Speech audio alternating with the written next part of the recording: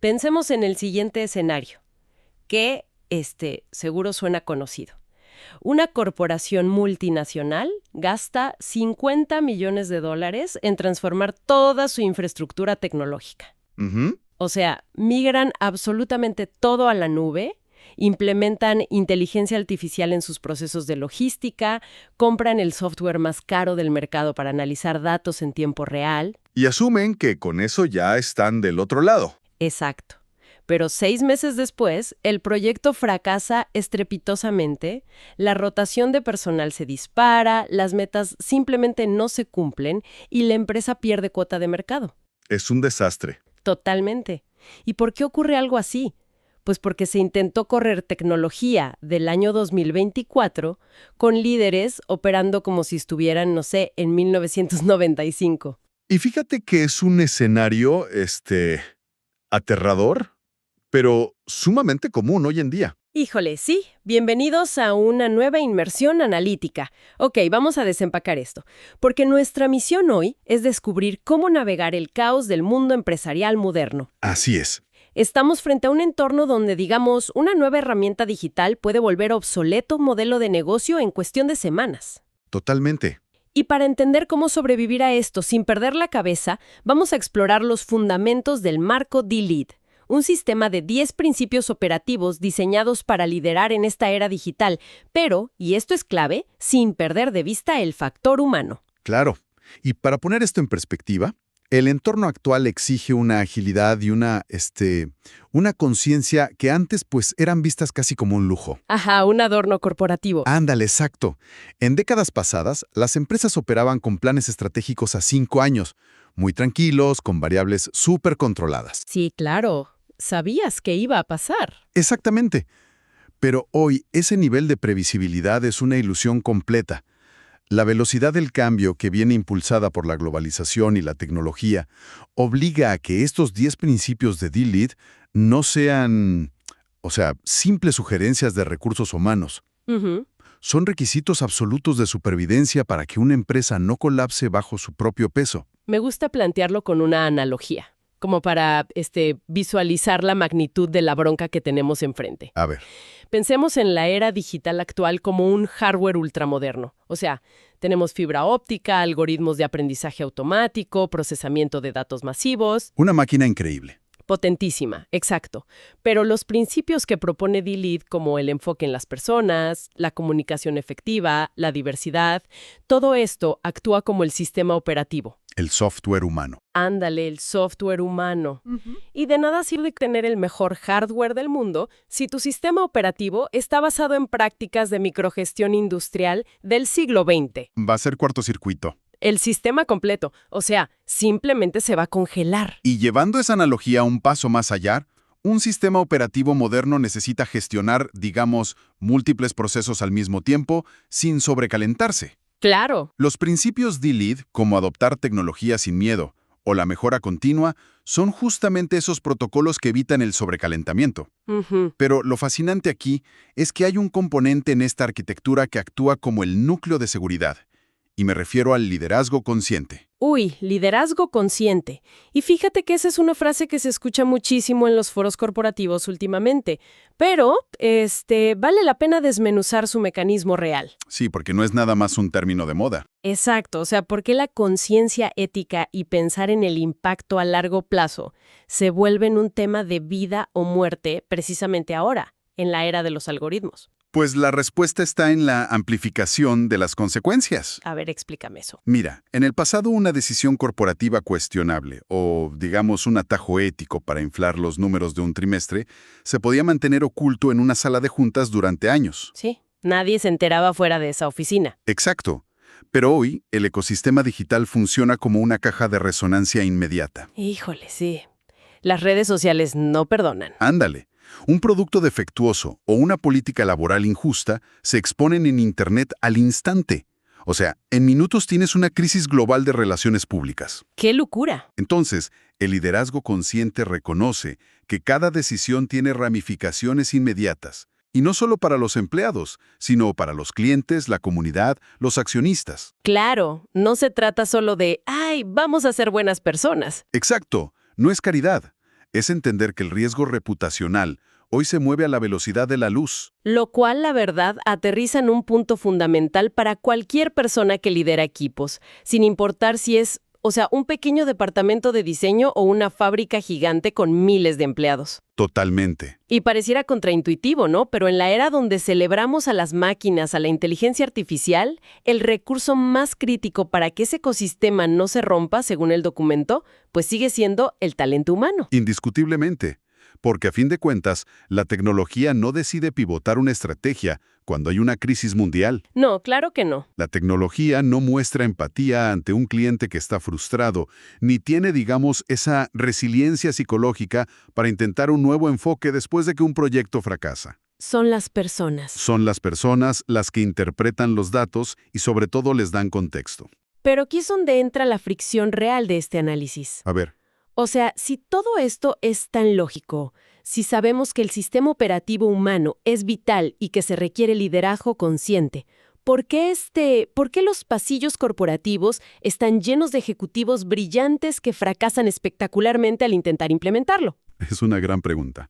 Y fíjate que el fracaso suele originarse en una trampa conceptual. Existe una confusión sistémica muy fuerte en el mundo corporativo. Mezclan dos roles completamente distintos y los asumen como si fueran sinónimos. Ok. El management, o sea, la gestión administrativa frente al liderazgo verdadero. Ok. Vamos a separar esos conceptos porque, la verdad, esta distinción es oro puro dentro del material. Sí, es fundamental. Por un lado, tenemos el management.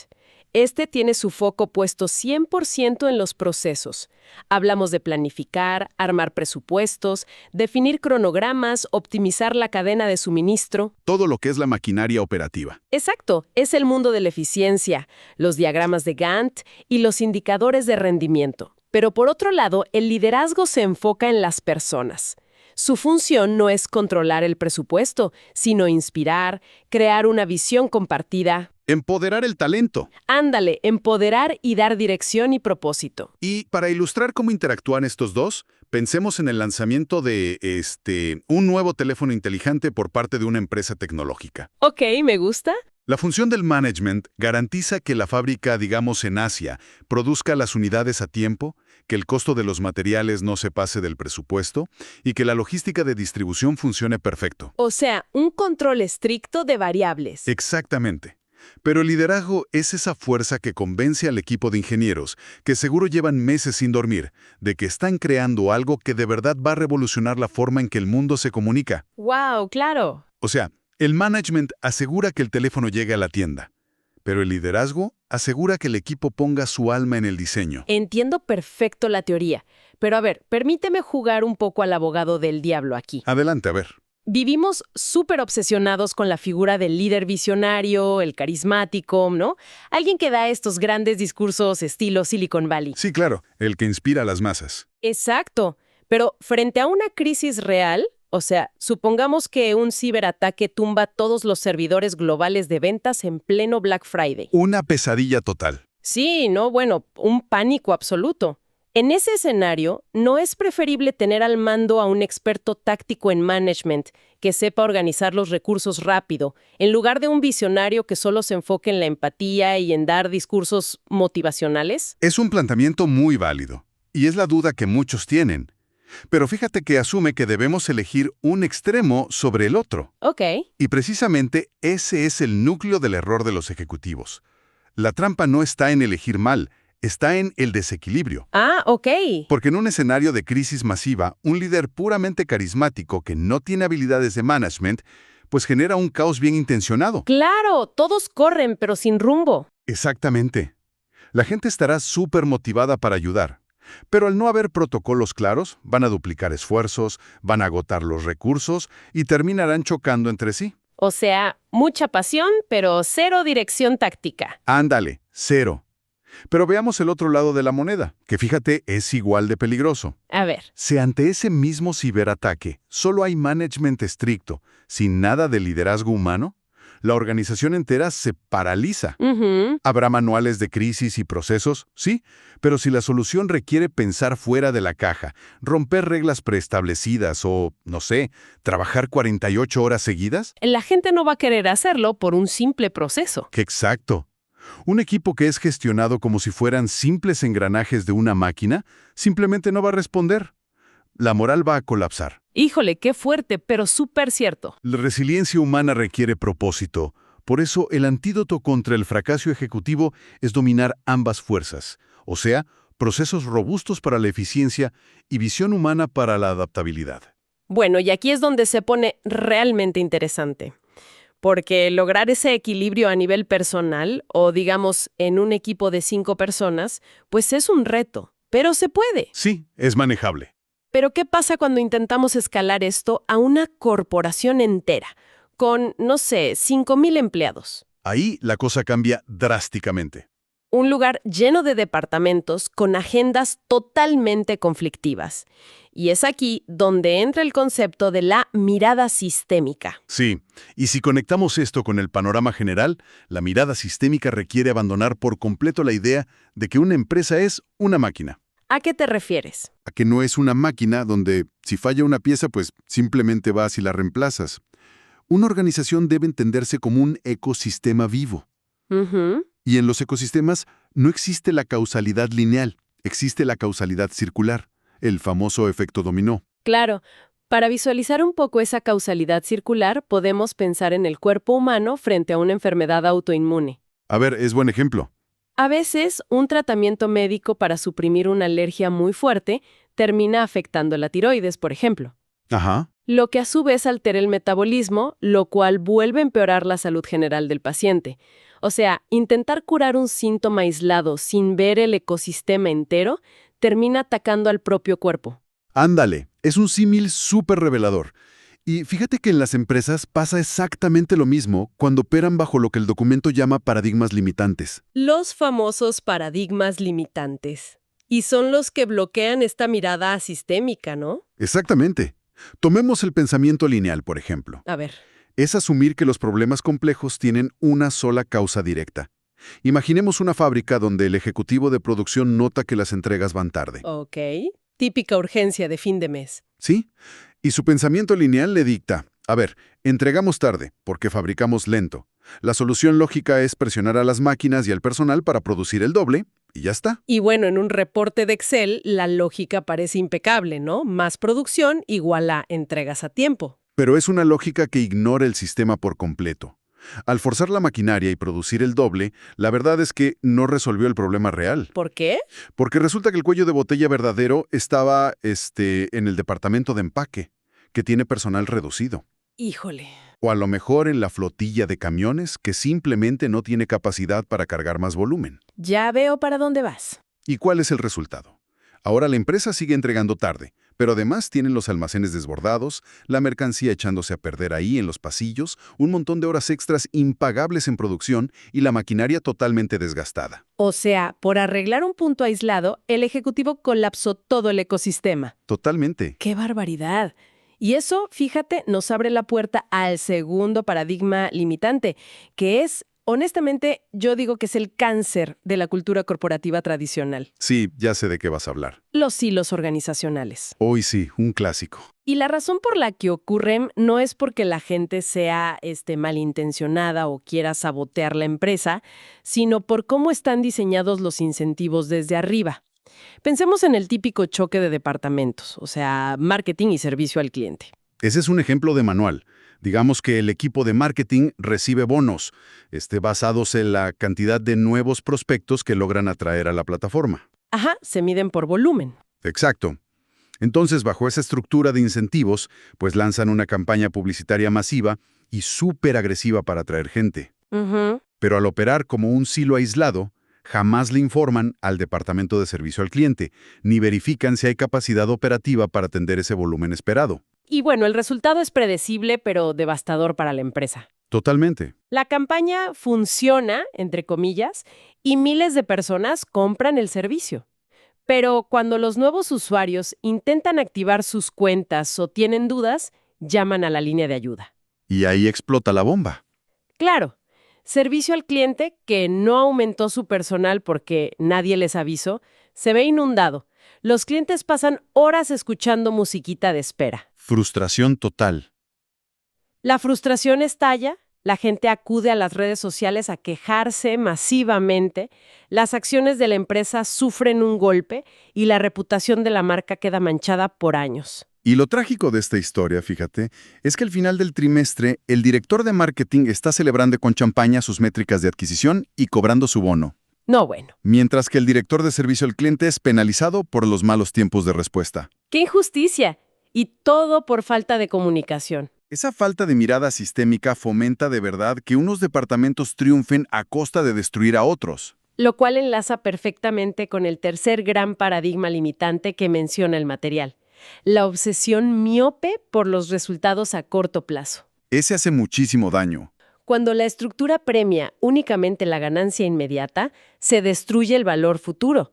Pensemos, no sé, en un equipo de ventas que está presionado brutalmente para cerrar el trimestre en números verdes a como dé lugar. Sí, la presión allí es altísima. Para lograrlo, los vendedores, desesperados, comienzan a hacer promesas irreales sobre las capacidades del producto.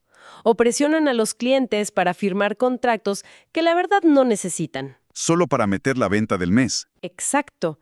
Y hoy los números lucen fantásticos, el bono se paga, todos aplauden.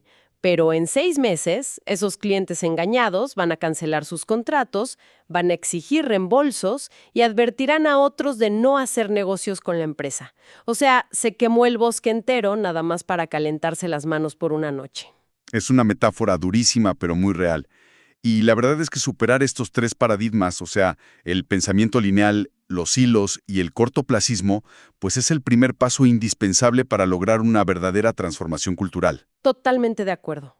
Sin embargo, crear una cultura ágil no se logra mandando un correo institucional ni pegando carteles con los valores de la empresa en la pared de la oficina. Ay, sí, los típicos pósters en el pasillo que nadie lee. Exacto, eso no sirve de nada. Requiere un trabajo de orquestación muy profundo por parte de quienes lideran la organización. Y ese trabajo de orquestación, según vemos en los fundamentos, tiene componentes muy específicos. Para empezar, comunicar una visión clara. Vital. Porque si el talento no comprende el por qué, o sea, por qué es necesario cambiar la forma de trabajar, cualquier nueva iniciativa será vista como, ¡ay, otra carga burocrática más que me quita tiempo! Sí, resistencia inmediata. Pero más allá de la visión, el concepto clave para romper los silos es la seguridad psicológica y el empoderamiento. Y este es un punto crítico en el marco DLEAD. La agilidad empresarial se basa en la capacidad de experimentar y pivotar rápido. Pero la realidad es que la gente no experimenta si le tiene terror a equivocarse. Claro, el miedo paraliza. Si la cultura de la empresa castiga severamente cada error honesto, el talento se paraliza, deja de proponer ideas nuevas y, pues, se vuelve a esconder en sus trincheras para protegerse. Nadie quiere ser el que meta la pata y lo despidan. Exactamente. Entonces, el líder que verdaderamente empodera a su equipo asume la responsabilidad de crear un entorno seguro. Un entorno donde, digamos, un experimento fallido sea tratado como una adquisición de datos supervaliosa para el futuro, y no como un motivo para correr a alguien. Y para aterrizar toda esta teoría tan fascinante en la realidad, vale la pena observar casos concretos del material. Sí, los ejemplos ayudan muchísimo. Hay un caso de estudio padrísimo de un CEO en el sector de servicios financieros. Hablamos de una industria súper tradicional, rígida, muy estructurada en jerarquías, de, ya sabes, traje y corbata y todo el protocolo. Sí, cero ágiles por naturaleza. Y de pronto este banco enorme se ve amenazado por un ejército de aplicaciones fintech, o sea, startups chiquitas, ágiles, sin sucursales físicas, que aprueban créditos desde un teléfono en 5 minutos. Y les están robando a todos los usuarios jóvenes. Exactamente, les están comiendo el mandado. Y ese es el clásico escenario de disrupción, donde el management puro, si estuviera solo, intentaría solucionar el problema pues reduciendo costos agresivamente. Despidiendo gente, cerrando oficinas. Exacto, despidiendo personal de las sucursales para proteger los márgenes de ganancia, lo cual a la larga solo aceleraría la caída del banco. Pero en cambio, este CEO aplica los principios del marco DLEAD. Su primer movimiento no es contratar a una consultora tecnológica carísima para comprar una aplicación genérica prediseñada. No, eso sería un error. Primero, reúne a toda la organización y comunica brutalmente la realidad. O sea, el mercado cambió y la tecnología es el único camino para seguir siendo relevantes para los clientes. Comunicación de visión, el primer paso. Exacto. Segundo, inicia programas de capacitación masiva. En lugar de reemplazar a su personal de años con puros ingenieros externos, les da a sus propios empleados las herramientas para entender este nuevo mundo digital. ¡Wow! Y tercero, y esto es clave, rompe los hilos empoderando equipos multidisciplinarios. O sea, pone en la misma mesa de trabajo a un cajero de sucursal, a un programador de software y a un analista de riesgos para diseñar juntos el nuevo producto digital. ¡Qué maravilla de estrategia! Y el factor más revelador de ese caso, fíjate, es cómo este CEO gestiona la resistencia al cambio. Sí, porque la gente obvio se asusta. Claro, la innovación siempre genera miedo. Cuando el personal de un banco tradicional escucha palabras como digitalización o inteligencia artificial, lo que realmente están escuchando en su cabeza es «mi puesto de trabajo va a desaparecer mañana». Totalmente. Entra el pánico de ¿me van a correr por un robot? Exacto. Y un líder con mirada sistémica no ignora ese pánico ni lo trata como falta de compromiso del empleado. Al contrario, trabaja estrechamente con los mandos intermedios para calmar esas ansiedades. Ofrece rutas muy claras de evolución profesional y les demuestre que la tecnología es, una herramienta para potenciar sus capacidades humanas, no para sustituirlos. Entonces, si intentamos destilar la lección de fondo de todo esto, queda clarísimo que la verdadera agilidad corporativa no se compra con licencias de software de última generación. Para nada. La agilidad real proviene de tejer una cultura donde la flexibilidad mental, la colaboración radical entre los departamentos y el aprendizaje continuo sean la norma de todos los días. Así es. Las plataformas tecnológicas y los algoritmos son, al final del día, simplemente las herramientas. Pero el estado mental del talento, de la gente, ese es el verdadero motor de la transformación. Totalmente de acuerdo. Y a modo de síntesis, podemos decir que los fundamentos de este marco de lead funcionan como una brújula indispensable hoy en día. Sí, nos marcan el norte. Porque nos encontramos inmersos en un entorno que parece, digamos, adorar ciegamente la automatización, estar hiperconectados todo el tiempo y procesar datos masivos. Pero la gran paradoja de la era digital, y creo que es el mensaje central de hoy, es que la supervivencia y la rentabilidad sostenida de cualquier empresa dependen de regresar a lo más básico. ¿A qué te refieres con lo más básico? Siempre esta mirada sistémica para entender cómo cada pequeña acción que tomamos reverbera en todo el ecosistema. ¡Wow! Es una paradoja fascinante. Y fíjate que todo este recorrido de hoy me genera una reflexión final. Una idea así como medio provocadora para dejar sobre la mesa y que quienes nos escuchan sigan explorando. A ver, me encantan estas reflexiones. Adelante. Si hoy establecimos que el management se trata exclusivamente de optimizar procesos logísticos, estructurar cronogramas, controlar presupuestos y analizar variables de eficiencia... Sí, lo que decíamos de la maquinaria operativa. Exacto. Y viendo que los modelos de inteligencia artificial evolucionan exponencialmente todos los días, volviéndose, infinitamente superiores a cualquier mente humana en el análisis de estas variables complejas, ¿llegará el momento en que los algoritmos asuman el control total del management en las empresas? Y si eso sucede, ¿significa que los humanos quedaremos liberados por fin de toda la gestión operativa? ¿Obligados a dedicarnos únicas y exclusivamente al liderazgo puro? Híjole, qué buena pregunta. Dedicarnos 100% a la empatía, a la creación de propósito, a la moral y a la conciencia ética. ¿Será, irónicamente, la frialdad de la inteligencia artificial lo que termine forzando al mundo corporativo a volverse verdaderamente humano? Es un horizonte que, sin duda, plantea interrogantes profundísimas sobre nuestra propia identidad en el trabajo. Totalmente. Y ciertamente, hacia allá apunta la frontera final de esta colaboración entre tecnología y humanidad. Es una locura pensarlo, pero tiene todo el sentido. Sin duda. Es un cambio de paradigma total que vamos a tener que observar muy de cerca. Y bueno, muchísimas gracias por este análisis tan agudo y por ayudarnos a desentrañar las mecánicas detrás de todos estos conceptos.